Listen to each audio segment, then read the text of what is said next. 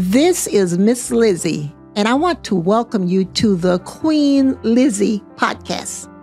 Together, we will go through the history of Rosewood, Florida, and watch as the once prosperous town rises out of the bloodshed, fire, and ash to reveal the people, the memory, and the legacy of Rosewood.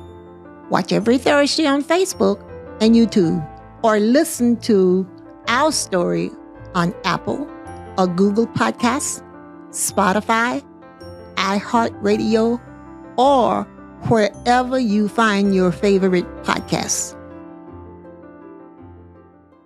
Hello, everybody. I am Lizzie Robinson Jenkins, representing not only the Rosewood Foundation, but the personal testimonies and history of cherished friends and family. You are now watching the Queen Lizzie podcast. Today, we are talking with Matt Bowman. The Queen Lizzie podcast is brought to you by Campus USA Credit Union, live from the Melvin Law Gator Studios at Spurrier's Gridiron Grill. Special thanks also to Greg Bradley, Allstate Insurance. Today, we are going to be talking with Matt Bowman, a special friend and cousin, and I'm going to allow you to introduce yourself. Hello and welcome, Cousin Matt Bowman. Well, cousin, Queen Lizzie, it's a pleasure to be here, and it's a pleasure to talk about the important issues of the past, the present, and today. So it's just an honor to be here. Wonderful, and I'm honored to have you here, and I'm excited to hear what you are going to share with us about farming in the past, in the future, and where we need to go from here. What do we need to do, and how the community can help you get there. Well, I thank you for that. I'm from outside of Bowman, South Carolina, a small town called Roundo. Went into the Navy and flew jets, but farming has always been in our blood, in our family blood. Both of us come from small towns with hardworking people who really were able to make something out of nothing. Yes. And so we carry on that tradition. I have a farm in Micanopy, Florida. Yes. I have a farm in South Carolina. We grow muscadine grapes. We make wines. But at the end of the day, it's about the land. It's about the land in Florida. It's about the land in South Carolina and the land in the South. And more importantly than the land are the people. Exactly. The people who are stewards of the land. So I'm looking forward to this conversation. Okay, and I'm looking forward to it too. Also, did you bring my muscadines today? You know what? We're going back. Listen, I was out there right before the rain, cousin, and them muscadines are ready. So we're going to go back to the house and pick us some muscadine grapes today, Perfect. as soon as this is over. Okay, today, perfect. today, yes. Yes, and I too grew up on a farm where we, like you said, made something out of nothing. Hard work. Oh my God. I have corns in my hands, and people don't know what corns are. From hoeing, peanuts, tobacco, watermelon. We did it. But you know what? That was character building for us. It was. We were good people. Yes. We did not get into fights. We were just respected each other, respected our elders. I miss the farm. Until we live on a farm, my husband has 2 or 3 animals. He thinks he's a farmer, okay? And he has goats and what else we got? Donkeys, and chickens, and ducks. So he thinks he's a farmer. But anyway, the floor is all yours. How can we help? What do you want us to do? So today I want to talk about farming in the future. Okay. And Congress has set aside $2.2 billion. Yes. The largest lump sum of money in the history of the Department of Agriculture to help farmers who've been discriminated against. Wow. So if you are an American and in the last 80 years attempted to apply for a loan from the U.S. Department of Agriculture, you are eligible. Okay. Discrimination takes many shapes and forms. Okay. It's not just black farmers, it's not just women farmers, it's not just Spanish farmers. The Secretary of Agriculture likes to say that A very small amount of large farmers get all the money from U.S. Department of Agriculture. And the large amount of small farmers get just, a slice of the pie. And so if you're listening to this and you're a small farmer and you're thinking, discrimination, that doesn't apply to me, I'm here to tell you that you're wrong. If you're a small farmer from 1946 to 1992 and you worked with FMHA, there's a fairly good chance that you experience discrimination no matter what you look like. If you're a black farmer, a woman farmer, or Hispanic farmer, there are lawsuits, Pigford, Kip Siegel, Love, Garcia, the list goes on. And if you are part of those lawsuits, they should also apply. But they only have till October 31st to do it. Wow, this year. Of this year, 87 days. Wow. The countdown is on. Started July 7th, 87 days. But suppose I have not applied or we have not applied for a grant. Are we eligible to apply? You are only eligible if you applied for a loan. Or the second way is if you attempted to apply for a loan. There are many instances where you hear stories of farmers, ranchers, and landowners who went to a U.S. Department of Agriculture office to find out about a loan, only to be turned away. And so we're also the program is designed to assist those farmers who were turned away, who weren't able to apply. Okay. I'll have to go back and look at my records, pull together some records. Absolutely. Absolutely. Now, I'm glad you said that about records. So the deadline is October 31st. But frequently, history says that especially black farmers will miss the deadline. And it's not that they missed the deadline. That's not true. They actually make it to the deadline. The part that's missed is buried in the language of all these applications are some intermediate dates. Okay. The number one intermediate date is September 6, 2023. So everyone here is October 31st, October 31st. Right. But if you want to get your records from U.S. Department of Agriculture, you have to request those by September 6th. Okay. So that would be the message I want all of our listeners to know is September 6th is the last day for you to get your records. Now you can turn in your application all the way up to October 31st. Okay. But without those records, your chance of success drops dramatically. And I do have records. I know I have records at USDA out on 39. And I don't remember applying, but they got my records. So what I'm going to do before September 6th, get in touch with USDA, right? That's exactly right. And there's a website. It's www.22007apply.gov. Okay. And what you do is you... Repeat the... Yes, ma'am. Okay. Yes, ma'am. Queen, it is 22007. Yes. Apply, APPLY.gov. When you go to that website, there's a frequently asked questions. And the number 18 on that frequently asked question says, if you want your paperwork from United States Department of Agriculture, send an email to info@22007apply.gov. And they will give you the whole catalog of all your interactions with the United States Department of Agriculture. Perfect. Perfect. I know I have some records there. But why many times people are discouraged because of the paperwork that is so difficult to understand. It's the language, that blocks many people. You have to be able to relate or understand. And it sounds like you have done your homework and you are here to help us. We appreciate you. Thank you. Very, very much. Thank you. The good news for Gainesville, Marion County, Archer, Lake City, is that the regional headquarters is at the GTEC building here in Gainesville. So we brought everything to this local area. So the Gainesville residents are so blessed and fortunate.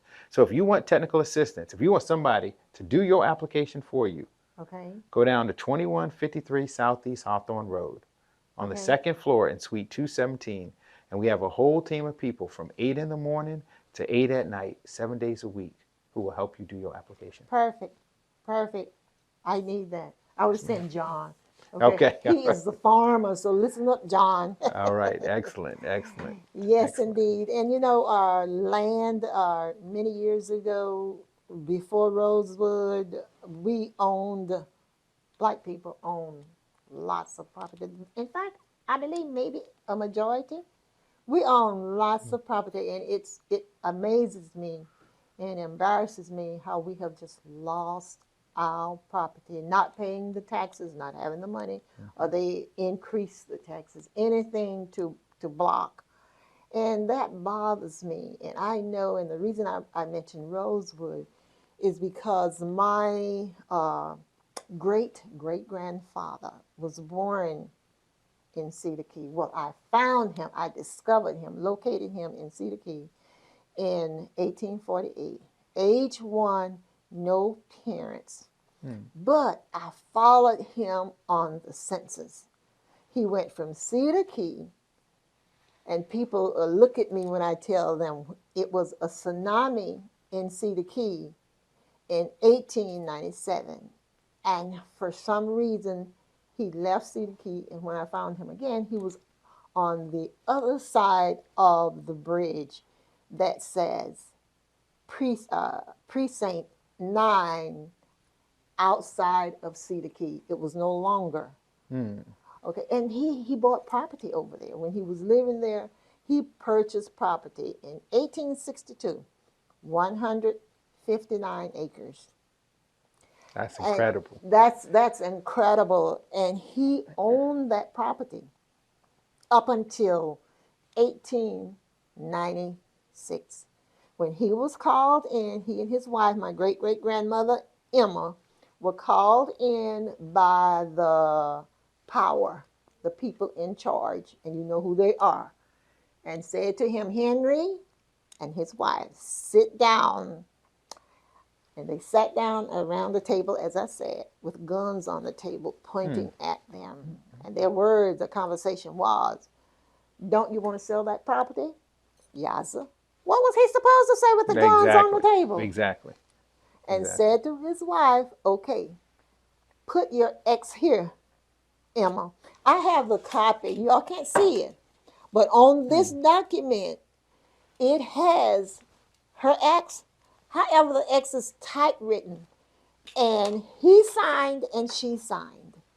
And I'm going to give this to you. This is going to be your gift Queen, today. thank you. Thank you. Thank And you. that's how they lost their property in 1896. And that has been 158 years ago. But as we speak, I am going to let the world know. You have encouraged me. The Your world project, needs to know. the Yes, world needs to the know. world You have needs to know. encouraged me. That's why I brought you in here to talk about land, to research and find the property that once belonged to us. I think that's so powerful. But you know, as I listen to your story, what jumps out at me even more powerfully is if you were born during slavery time and you were able to buy 150 acres, what's your excuse? Okay. Anyone who can go to the bank, Okay. anyone who can take out a loan, you can go to USDA. So when I hear that a person, a man, and his wife Yes. can buy land out of slavery, well, you got to have cash money. Okay. I don't know. In 2023, Yes. there are no good excuses. I know. There are no good excuses. So I want to encourage everyone who's listening that if you experience discrimination from U.S. Department of Agriculture, the Windsor Group and 2 other contracts around the country are here to help you get the money to financial assistance. And it's not a loan. Right. It's not a grant. It's just a check that's going to come to you in January. Okay. I'm ready. But even more than that, more than that check, don't wait on this program to buy land. Okay. If they can buy 150 acres, then there's no reason why somebody else can't buy 500 in 2023. Exactly. And you know something? Not only my family, all of our families possibly has property, but you know what? No one has researched it. Right. It's in the records. That's right. Okay, research and see what you have there. And right now, we are going to take a break. That's about time for our first half. We are going to head to a quick break, and we'll be back right after a word from our sponsors. Like a Attention all Gator fans, Meldon Law is giving away a chance to experience the Florida-Georgia game like never before. 2 nights stay at the Hilton on the River, dinner at Ruth Chris Steakhouse, 2 premium tickets to the game, and a football signed by Coach Billy Napier, and much more. Go to the Meldon Law Facebook page and look for the VIP experience for 2. Good luck and go Gators! I am Black History. I am Rosewood Black History. I am Florida and America's Black History. And you are too. January 1st, 1923, the KKK insurrectionists attacked Rosewood, killing 5, burning it down. Because a white woman lied and cried, a black man assaulted me. Rosewood redevelopment is on its way. Want to help? Visit rosewoodflorida.com. Welcome back to Queen Lizzie Podcast, recorded right here at Spurrier's Gridiron Grill in Coach Spurrier's own podcast room. We are here with Matt Bowman. And Matt, you know that I have been doing this. If you don't know, this is my 31st episode of Queen Lizzie Podcast. And I have had different people on here, and we have talked about different things. And I chose today to talk about farming because I know what you are out there doing, trying to educate us. And also, where do we stand? What are we going to do about Rosewood, future farmers? How can we talk about Rosewood? What has happened, it probably will never happen in Rosewood, but to other farmers, how do we tell them about the future of farming and what we can do? well, the future is up to us. We're going from agriculture to agribusiness, from agriculture to agritourism. The pandemic hurt our country, hurt the world, hurt many people. But the one good thing that came out of it is that people learned that they can work from anywhere. And so what the future holds is Americans buying land out in Archer and Micanopy and working from that land so that they can grow their own food, grow their own vegetables. So that's what the future holds. What the future is ultimately going to do is go back to the past. So in 2030 and 2040, we'll have new Rosewoods, new communities where people buy and trade with each other that are very prosperous, that when you drive through those communities, you'll go, how can they be so prosperous way out here in the middle of nowhere? Yes. A railroad came through and was an engine for Rosewood. Yes. The internet has come through, and that internet is a road for future farmers to be prosperous. That internet allows you to work from anywhere and make really good money. So the future, I think, has a lot of possibilities. Okay. But it's up to us to reflect on the history of Rosewood, to understand that once you get that prosperity, you have to be prepared to defend it, and that there will be forces that will come against you and try to take your property away. And the residents of Rosewood knew that, and they were as prepared as you could be when you had the whole weight of the country against you. Exactly. You know, this document here, signed by the top political official in the United States, says the president. So when you have these kind of documents, the Rosewood residents and the Rosewood citizens were going up against the entire state. Exactly. These young people today, and I include us in it, we're not going up against the state. The state is not, in no way, shape, or form can we even hold the, what do they say, hold the caps, you know, cannot throw the cat. You know, the time for us is just easier. And It is. It really is. And like you said, this was signed by the 21st president of the United States, and they took it. Right. They didn't only take this property, but as I continue to do my Rosewood research, some of the other family members, the Carriers, the Goings, the Bradleys, the Halls, had property. The Gordons, they had property in Rosewood when they left, when they were run out, chased out in 1923. Of course, their property remained there. And it was like, and as I continued to search and research, in 1925, they moved that property from the people that owned it, okay, and reassigned it. And the people were no longer there. So they reassigned stolen property? Yes, to people that were no longer there 2 years later.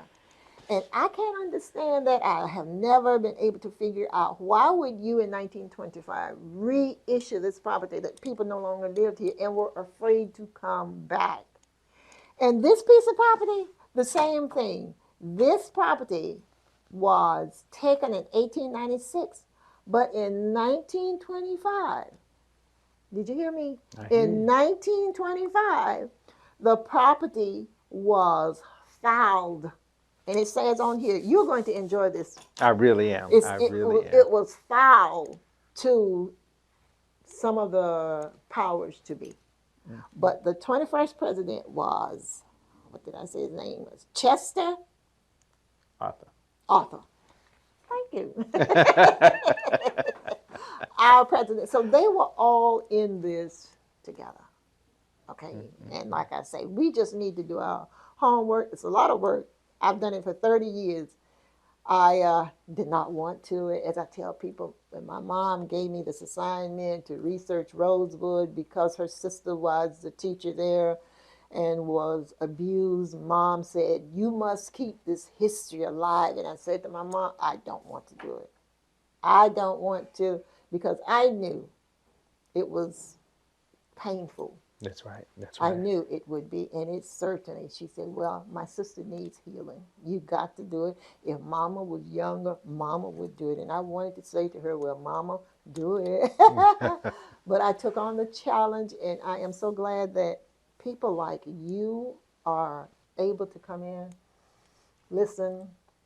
Together, we're going to make greater things happen with property now that you understand where we need to go and how we can go together. Well, Queen Lizzie, to move forward in the future, we have to understand the past. And there's no greater story of land loss and the importance of fighting for your land than the story of Rosewood. Exactly. The history of Rosewood. Exactly. In the history, I am writing a piece to release to everybody because I'm tired. I'm 84. Before I leave here, everybody in the world needs to know the trouble, or what it says, nobody knows the trouble I see. Mm-hmm. People need to know what I have experienced. And I remember on April 28, 1993, sitting at a table doing Rosewood research, in walked about 10 men, encircled my table. My heart dropped because I thought about what had happened to my aunt. And they did it a couple of times, went around my table. And here I am researching. I never looked up. I had not planned it, but I just didn't look up because I was afraid. Mm-hmm. And after they left, I thought about it. I said, well, if I had looked up at them, they would have known by looking into my eyes that I was afraid. They would have won. Right. I won. You won. You won. Victory. Yeah, yeah. Victory. But scared. Oh my God, I was scared to death. Listen, the true test of courage. Scared, but doing it anyway. I did Scared, it anyway. But you did it anyway. Went home and told my mom, calm down, relax, and then go back and finish my job. Lord have mercy, I just hated her. But now I know why. I know why. It needs to be told. It needs to be told. I needed to meet you. Okay, I needed to meet Zach. And by the way, y'all, Zach is our, what are you, Zach? I'm the producer. Zach is our producer. You can't see him, but he is awesome. He is there. He is there, yes. And thank you, Zach. And I don't say that enough, but thank you very much. Okay, job well done. And these are things that we needed to know, and we need to keep focused. Help me out. On Rosewood. We do. We do. and our history. And by the way, you just said that you have a great muscadine, I do. I do. I do. and you So, are a winemaker.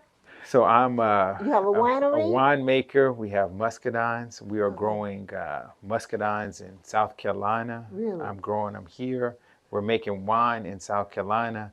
I'm working on some other initiatives. I'm gonna tell you about it. Some Okay. top secret initiatives. I'll tell you about it here in Florida. So Okay. that's what we're working on here. But for you, for Mm-hmm. friends, and for family, and Right. for children who want to come out and pick grapes, you Right. are always welcome.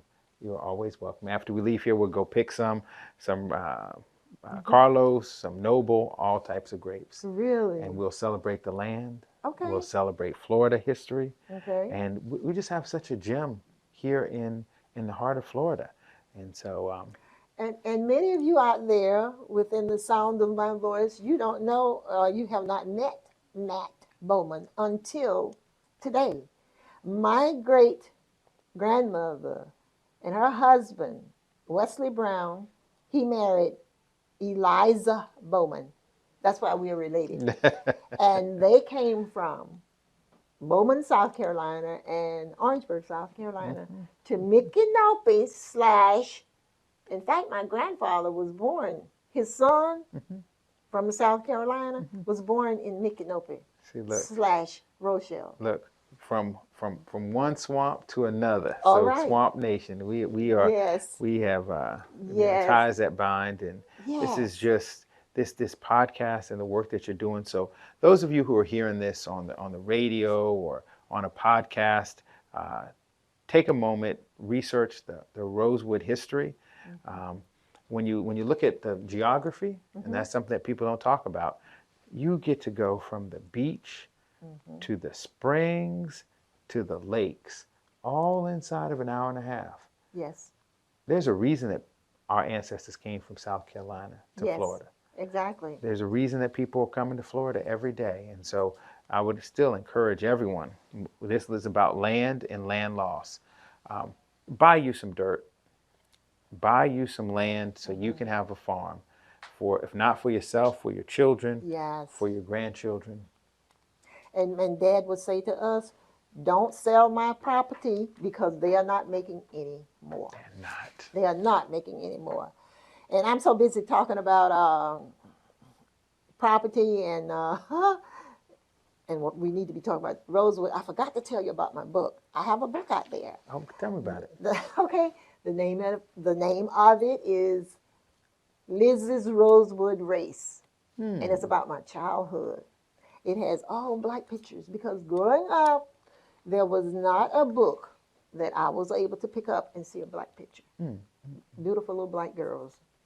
And it talks about my life on the farm, growing up poor. No, poor. We couldn't afford poor. Right. Growing up, but it too is character building. And I love it. You can order it from Barnes and Noble and Amazon.com. My website is Rosewood, Florida, www, of course, rosewoodflorida.com. And also, I have a book that I wrote back in 2008 that is called Alachua County, Florida. It talks about the blacks in Alachua County. And it's a popular book.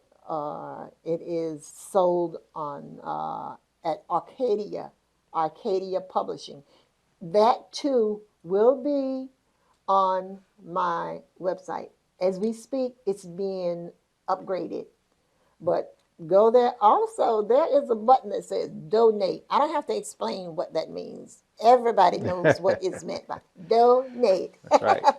So please donate so that we can move the house, relocate the Rosewood house, which has been donated to us, to Archer on the farm. And that when we move the house, we are going to make a Rosewood Museum. Do you have a social media presence that people can find you? Can they find you in social media? Can they find me in social media? Your Yep. Queen Lizzie podcast on Facebook. Queen Lizzie Podcast on Facebook. And I'm on Spotify. And what else? Anywhere podcasts are found. Anywhere podcasts are found. That's what I like. I love that. I absolutely love that. Perfect. I absolutely love that. Perfect. And then for us, we are, for this initiative to help all farmers, ranchers, and landowners, discrimination financial assistance program. It is on Facebook. It is on Instagram. It is on LinkedIn. Again, the deadline is October 31st to apply, and it's open to all Americans. So get your applications in. The maximum amount of award that can go to any one person is $500,000. So it's designed to help small farmers, ranchers, and landowners keep their land and continue to operate. Perfect. Perfect. Thank you very much. So I am continuously humble, honored, and blessed to meet people daily and invite them to join in peace building, healing, and reconciliation through learning about the history of Rosewood. That will wrap us up today's episode. I am Queen Lizzie. Until next time, goodbye.